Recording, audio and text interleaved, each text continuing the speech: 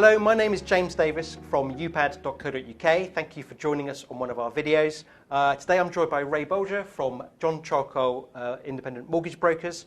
What we wanted to talk about today was just the view of what you see landlords doing in the market. There's a lot of noise of some landlords selling up, some people putting their head in the sand, and other people making use of the opportunities out there with distressed sellers.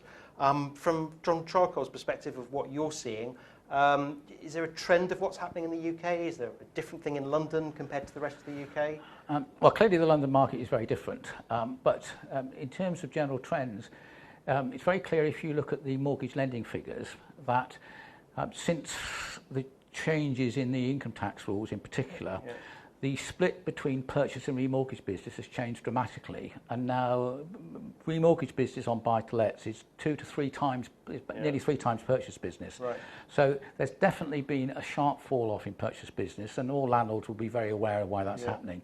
In addition to that, although as brokers we don't necessarily see the number of properties that are being sold, it is also clear from some of the figures in the market that some landlords are reducing their portfolio.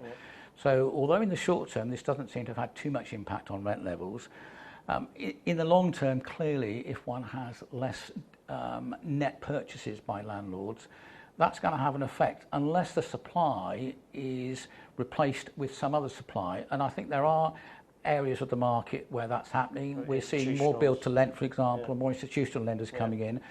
But that, at the moment, that's not really happening quick enough to replace the private landlords going out. So I think one of the things the government and the local authorities need to be really careful about is that they're not making life so difficult for landlords that they end up then making it difficult for tenants as well.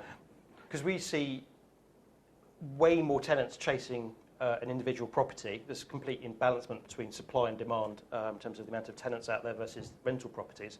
If 15% of landlords sold up, for example, I think that puts a further squeeze on that and drives rents up, which you could argue is a good thing, but I think the affordability from a tenant's perspective, certainly in areas like London, is already sort of at danger levels.